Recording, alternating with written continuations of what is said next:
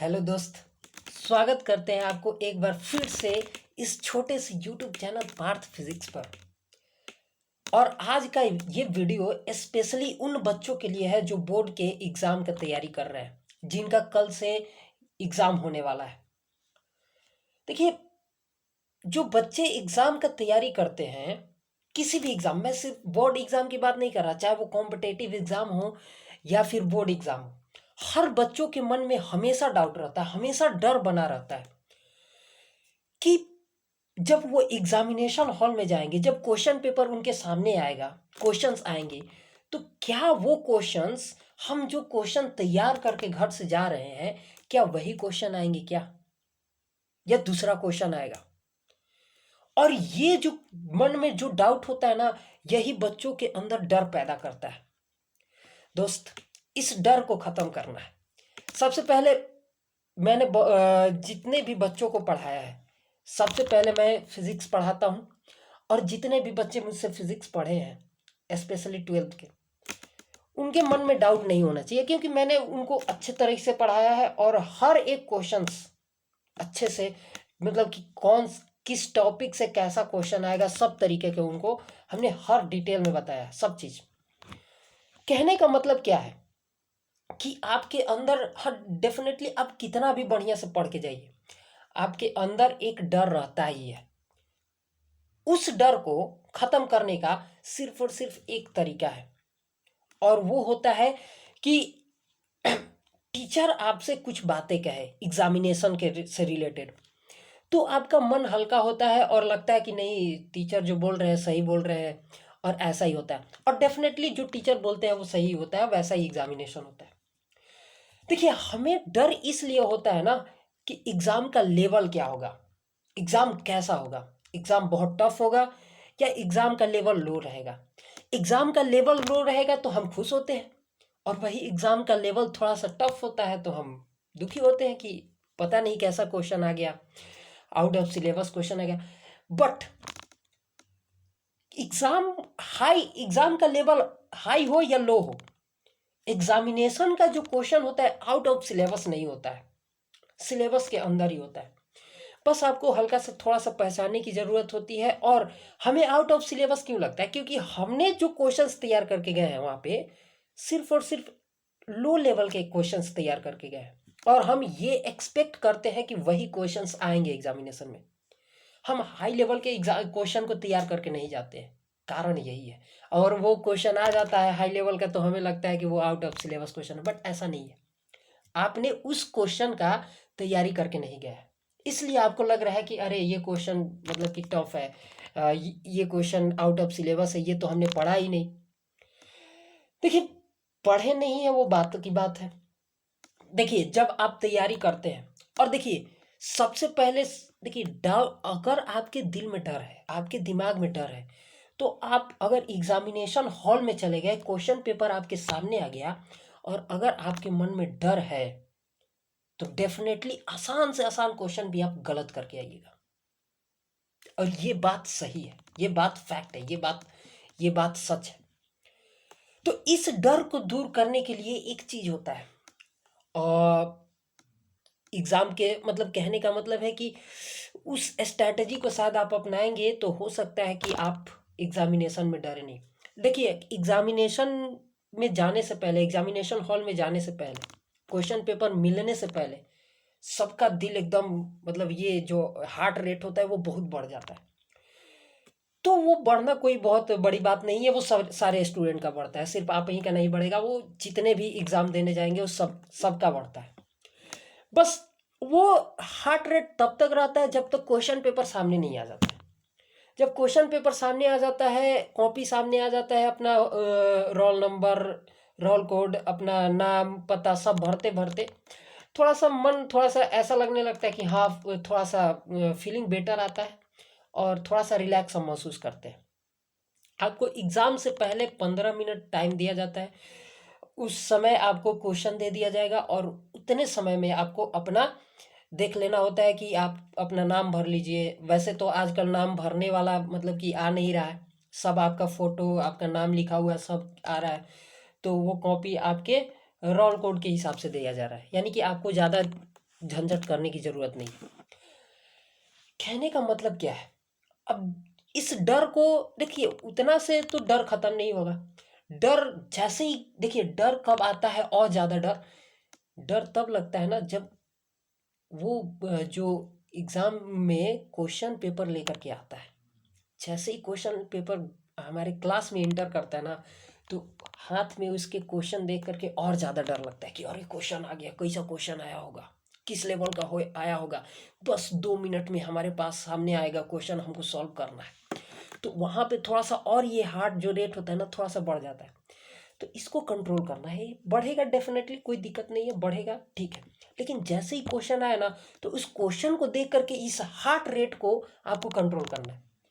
Control करने का आपको तरीका बता रहे हैं।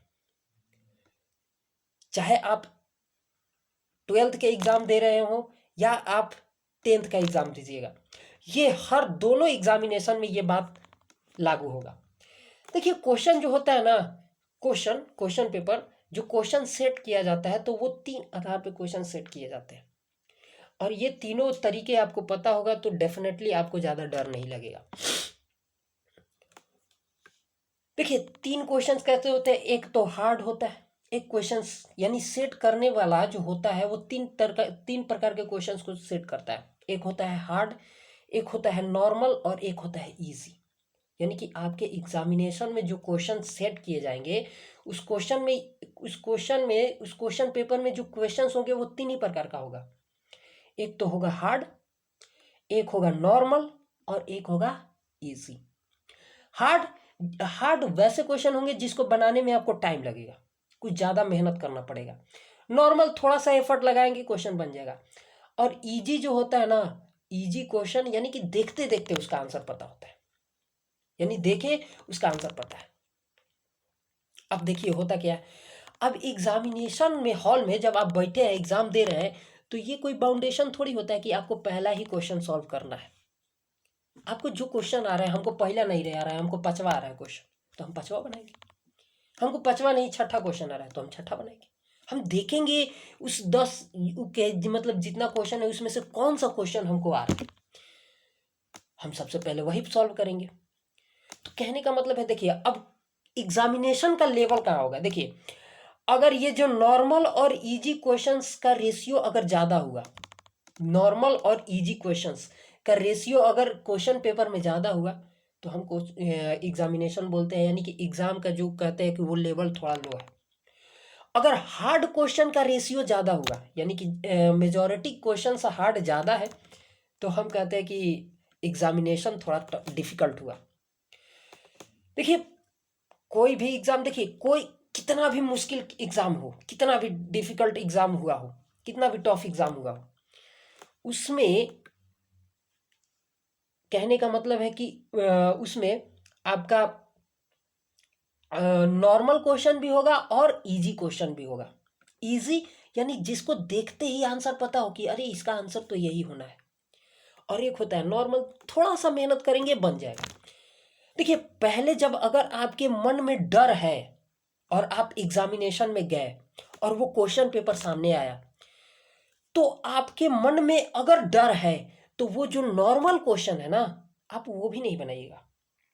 आपको वो क्वेश्चन आता है, आपने उस क्वेश्चन का तैयारी करके घर से गए हैं, लेकिन वो क्वेश्चन गलत करके आ पाइएगा अगर आपके मन में डर है तो इसी डर को मिटाना है। और देखिए, एक डर होने का एक और तरीका है कि अभी तो आप घर पे आराम से बैठ के पढ़ रहे थे, कोई मतलब कि गार्डिंग में आप पढ़ नहीं रहे थे, या प्रैक्टिस सेट भी लगा रहे होंगे तो आराम से घर में बैठ करके लगा रहे होंगे। लेकिन वहां पे जब आप एग्जामिनेशन में जाइएगा और आपके पास यहाँ पे देख रहे हैं आप कि मेरे पास सब चीज़ अवेलेबल है, किताब इधर है, मतलब कहने का मतलब अपने घर पे एक मन में होता है। लेकिन वहां पे एक तो ये प्रेशर होता है कि हम किसी के अंडर में जाकर के एग्जाम दे रहे हैं, कोई हमको गार्डिंग करेगा।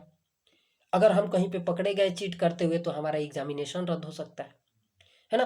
तो ये सब चीज़ें डर होता है। तो इस डर को खत्म करने के लिए आपको सिर्फ और सिर्फ काम यही करना है कि पहला बात तो हम बताएं कि ये कोई बाउंडेशन नहीं होता है कि आपको पहला क्वेश्चन ही सॉल्व करना है। हमको पांचवा क्वेश्चन आ रहा है तो हम पांचवा क्वेश्चन सॉल्व करेंगे, हमको छठा क्वेश्चन आएगा तो हम छठवा क्वेश्चन सॉल्व करेंगे, हमको पहला आएगा तो पहला सॉल्व करेंगे। और हो सकता है कि क्वेश्चन सेट करने वाला कुछ इस तरीके से सेट करे कि पहला दूसरा तीसरा लगातार 3 क्वेश्चन हार्ड क्वेश्चन डाले, ताकि आप और नर्वस हो।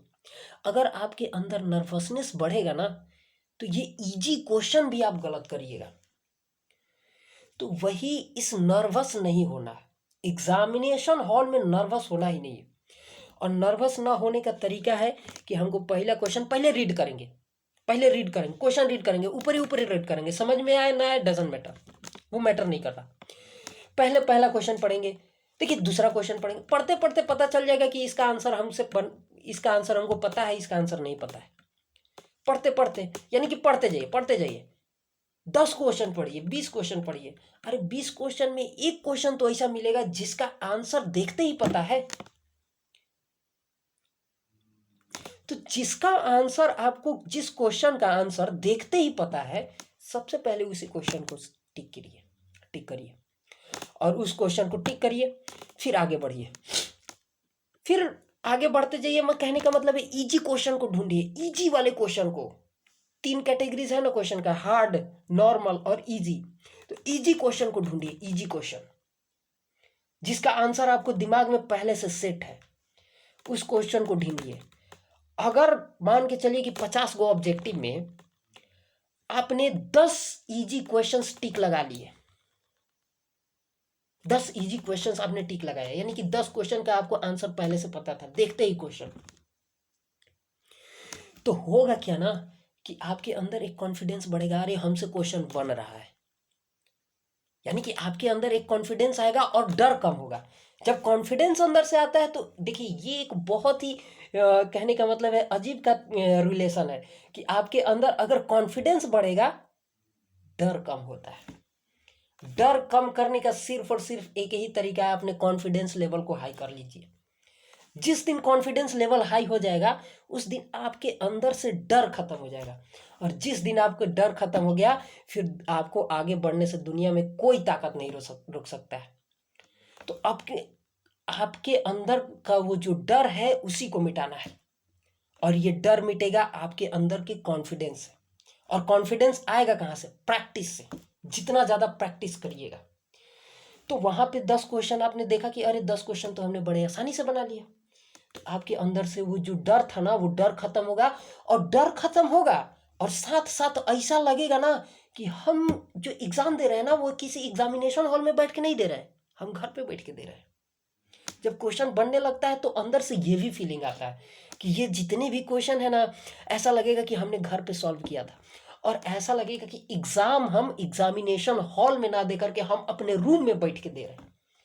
और जब आपके एग्जामिनेशन हॉल में ये वाला थॉट आ गया ना कि हम एग्जाम अपने एग्जामिनेशन हॉल में नहीं अपने रूम में बैठ के दे रहे हैं, तब तो फिर आपका गर्दा हो गया, आपका क्वेश्चन अब फोड़ के आइएगा। तो कहने का मतलब सिंपल सा है, सबसे पहले इजी क्वेश्चन को ढूंढिए।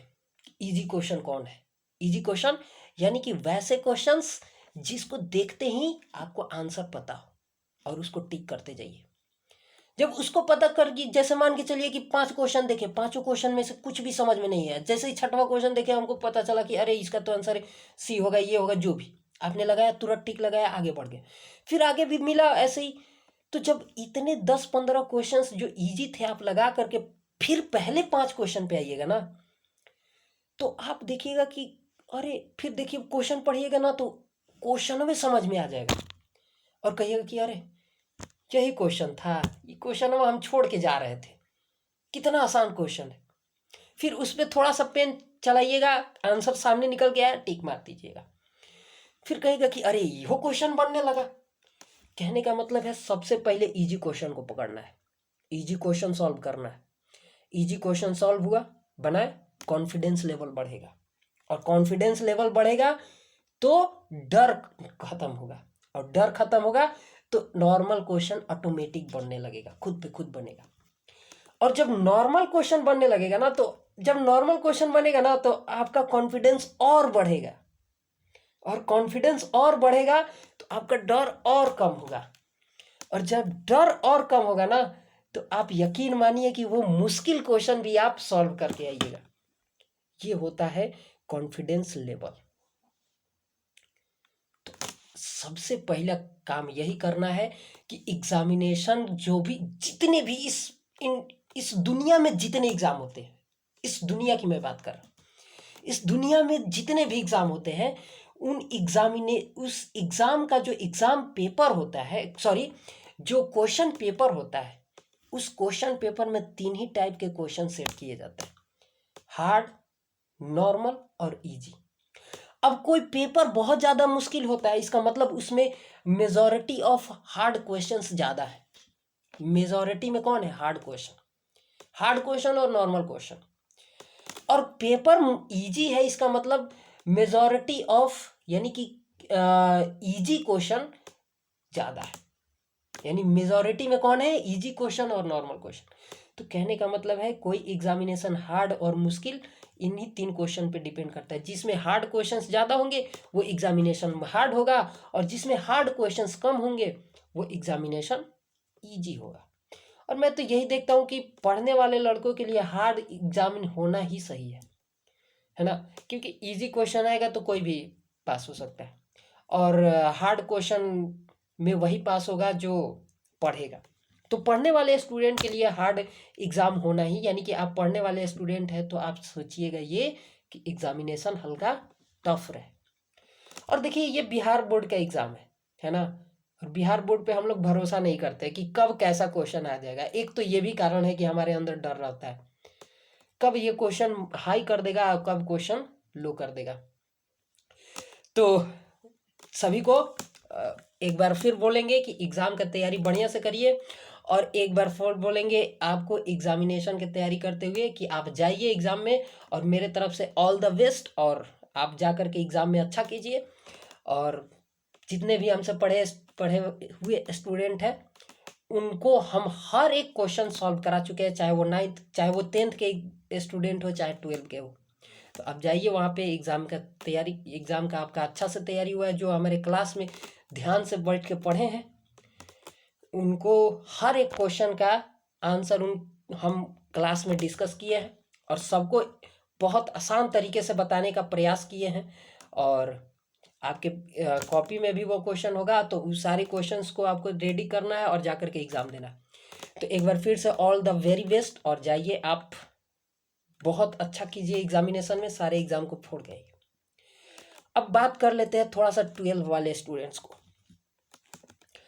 अब देखिए 12 का आपको एग्ज़ाम देना है, एग्ज़ाम ख़त्म हो जाएगा, 2-2.5 महीने के बाद रिज़ल्ट आ जाएगा। अब रिज़ल्ट क्या होगा कि अच्छे, देखिए रिज़ल्ट से स्टूडेंट को मतलब जज नहीं करना चाहिए। रिज़ल्ट किसी का भी ख़राब हो सकता है, किसी का भी बढ़िया हो सकता है, और वो उतना मैटर नहीं करता है। तो अगर आप एक पढ़ने वाले स्टूडेंट हैं तो आप अपने रिज़ल्ट के बारे में ज़्यादा मत सोचिएगा कि रिज़ल्ट अच्छा आया या सही आया। हाँ, रिज़ल्ट अच्छा आएगा तो आपका जो कहने का मतलब है कि आगे बढ़िया कॉलेज मिलेगा आपको, बीएससी या बीए जो भी करिएगा उसमें बढ़िया कॉलेज मिलेगा तो ठीक रहेगा। तो कहने का मतलब ठीक है यार, मतलब कि कहीं से तो पढ़ना ही है। तो कहने का मतलब सिंपल सा है कि रिज़ल्ट के बारे में ज़्यादा मत सोचिएगा, और जिनका रिज़ल्ट ख़राब हो जाए उनसे हाथ जोड़कर रिक्वेस्ट कि वो कभी उल्टा सीधा कदम ना उठाए। अगर आपने भरपूर मेहनत किया है तो कोई ज़रूरी नहीं है कि आपका रिज़ल्ट सही हो जाए, ख़राब भी हो सकता है। और रिज़ल्ट ख़राब होगा तो आपको कुछ गलत कदम नहीं उठाना है, आपसे हाथ जोड़कर रिक्वेस्ट है, क्योंकि वो सिर्फ एक मार्क्स है, वो मार्क्स कभी भी चेंज हो सकता है, और मार्क्स से किसी को जज नहीं किया जाता है। आपके अंदर टैलेंट है, आप कुछ भी कर सकते हैं।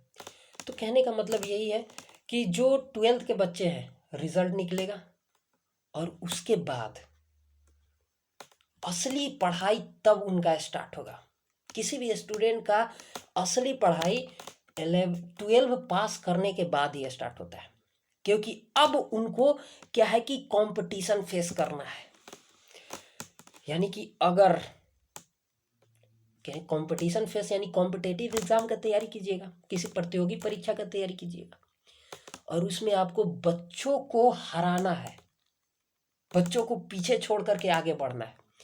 अभी क्या है कि अभी देखिए अभी फिक्स है आपका, अभी क्या है कि आप फिजिक्स का एग्जाम देने जाएंगे, जैसे मान के चलिए फिजिक्स का मान लीजिए 100 नंबर का एग्जाम होगा, कोई भी 100 नंबर का एग्जाम देने जाइएगा, तो ये तो तय है कि उसमें पास होने के लिए आपको 30 नंबर लाना है, चाहे मुश्किल क्वेश्चन हो चाहे इजी क्वेश्चन हो, आप 30 नंबर लाए पास है।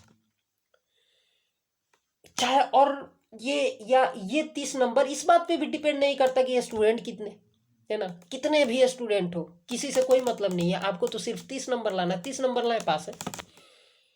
लेकिन जब आप कॉम्पिटेटिव एग्जाम में आइएगा ना, तो इसकी कोई गारंटी ही नहीं है कि 30 नंबर पे पास होंगे कि 60 नंबर पे पास होंगे। इसकी पता ही नहीं चलता है क्या होने वाला है, क्योंकि ये नंबर डिपेंड करता है नंबर ऑफ स्टूडेंट्स पर, यानी कितने स्टूडेंट्स उस एग्जाम को दिए हैं, और क्वालिटी ऑफ क्वेश्चन यानी क्वेश्चन की क्वालिटी क्या थी, हाई था लो था, यानी कि एग्जाम कैसा हुआ था। तो कहने का मतलब है कि जब आप कॉम्पिटेटिव एग्जाम की तैयारी करते हैं तो पास हो, जहाँ पे आप पासिंग मार्क्स बोर्ड में बोलते हैं, यहाँ पे बोला जाता है कट ऑफ। कट ऑफ पार है तो आप पास है, कट ऑफ से नीचे है आपका मार्क्स तो आप फेल। और ये कट ऑफ डिसाइड होता है कब, एग्जाम होने के बाद, और ये कट ऑफ आपको भी नहीं पता होता कि कितना होने वाला है। जब रिजल्ट आता है ना, कॉम्पिटेटिव एग्जाम जो भी एग्जाम दीजिएगा कॉम्पिटेटिव एग्जाम, और उसके बाद जो रिजल्ट आएगा ना, उसके बाद डिसाइड होता है कि कट ऑफ कितना है, 60 है कि 70 है। और सबसे इंपॉर्टेंट चीज कॉम्पिटेटिव एग्जाम में क्या होता है कि आपके पास टाइम लिमिटेड होता है। अभी क्या है कि आपको 3.5 घंटा 15 मिनट मिलने वाला है समय 100 नंबर के एग्जामिनेशन में। वहां पे आपको इतना समय नहीं दिया जाएगा, 3 घंटा आपको समय नहीं दिया जाएगा। कहने का मतलब है कि आपको 100 क्वेश्चन 60 मिनट में बनाने होंगे। ऐसा भी होता है कि 100 क्वेश्चन 60 मिनट, यानी 1 घंटा का एग्जाम होगा जिसमें आपको 100 क्वेश्चन सॉल्व करने हैं। तो आपको करना ही पड़ेगा, और उसमें यानी कि टाइम का बाउंडेशन होता है, आपको विद इन टाइम रहते हुए बनाना होता है। तो कहने का मतलब यही है कि आप जब सबसे इम्पोर्टेंट चीज़ यही है दोस्त कि आपका रिजल्ट अगर ख़राब भी हुआ 12 में, तो ज़्यादा घबराने की ज़रूरत नहीं है, सब ठीक हो जाएगा। वो वो रिजल्ट तब तक देखा जाएगा जब तक आप कोई जॉब नहीं ले लेते। जिस दिन आपका जॉब लग गया वो फिर मार्क्स कोई मायने नहीं रखता है। आप देखे भी होंगे 12th फेल, एक मूवी आया, उसमें जो मनोज कुमार शर्मा है, वो 12th फेल थे एक बार, और वो लास्ट अटेम्प्ट में अपना आईपीएस क्लियर करते हैं। तो कहने का मतलब है मार्क्स मैटर नहीं करता है, आप जिस दिन से मेहनत करना स्टार्ट कर दीजिएगा मार्क्स ऑटोमेटिक ठीक हो जाएगा। और कॉम्पिटेटिव एग्जाम में देखिए, कॉम्पिटेटिव एग्जाम में वो होगा नहीं।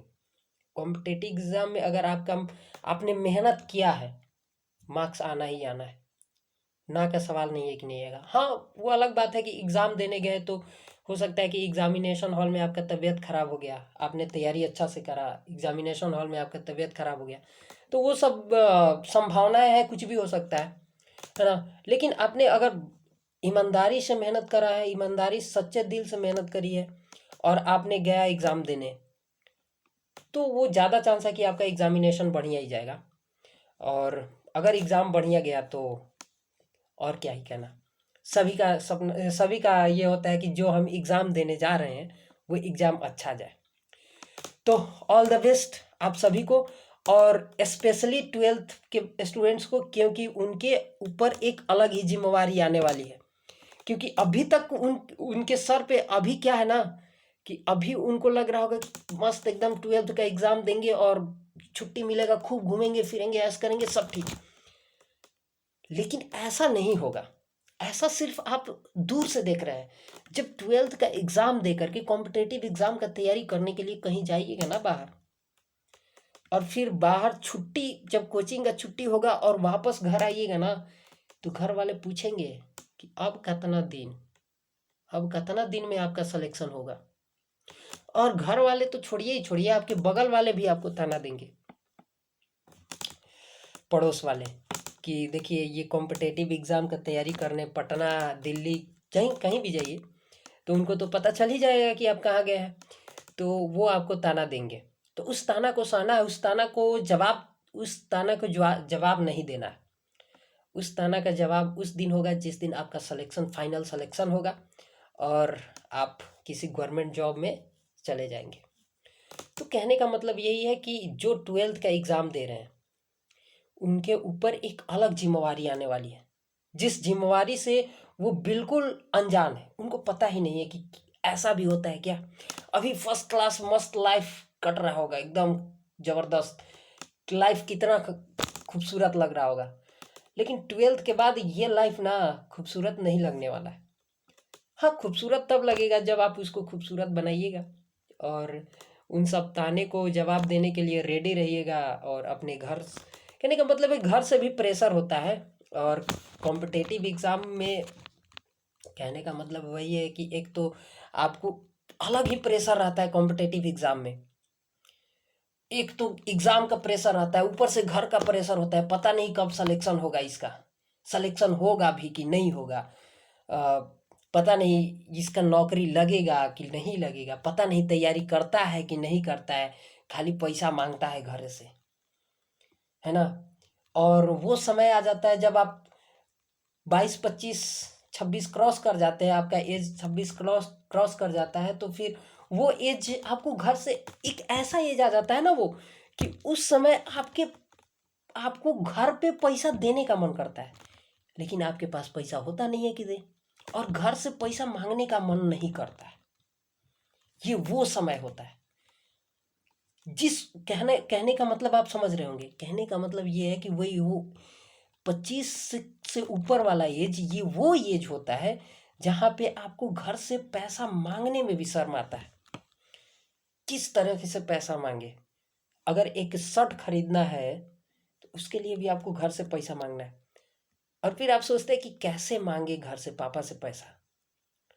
इस उम्र में हमको देना चाहिए घर पे पैसा, और हम पैसा मांग रहे हैं घर पे, घर से। तो ठीक है, सब सब अपनी अपनी बातें हैं, सब चीज़ का मतलब कि सॉल्यूशन है। आ, सबके मन में ये ऐसा चलता है, ठीक है, चलता है, अच्छी बात है, लेकिन ये तभी संभव हो पाएगा, ये आप घर पे पैसा तभी भेज पाइएगा जब स्टार्टिंग का वो जो थोड़ा सा मुश्किल समय होता है उसको झेल लीजिएगा। और कॉम्पिटेटिव एग्ज़ाम में आपको हर चीज़ से लड़ना है। अभी क्या है कि अभी आपको सिर्फ और सिर्फ क्वेश्चन से लड़ना है। कॉम्पिटेटिव एग्जाम में क्वेश्चन से तो लड़ना ही सबसे मुश्किल होता है। क्वेश्चन से लड़ना होता कोई दिक्कत नहीं था, हम लड़ लेते, लेकिन सबसे मुश्किल होता है गांव समाज से लड़ना, उन सारे लोगों से, उन सारे लोगों के ताना से लड़ना। वो ताने देते हैं, उन ताने को झेलना, उस ताने को झेल करके चुप रहना, संभलना, है ना। तो ये सबसे बहुत बड़ी बात होती है। तो चलिए कि आज के इस वीडियो में इतना ही, मिलते हैं अब तक अगले वीडियो में। तब तक के लिए जय हिंद, ऑल द बेस्ट। आप एग्ज़ाम में अच्छा कीजिए और आगे आने वाले लाइफ के लिए आपको ऑल द बेस्ट बोलेंगे। Thank you.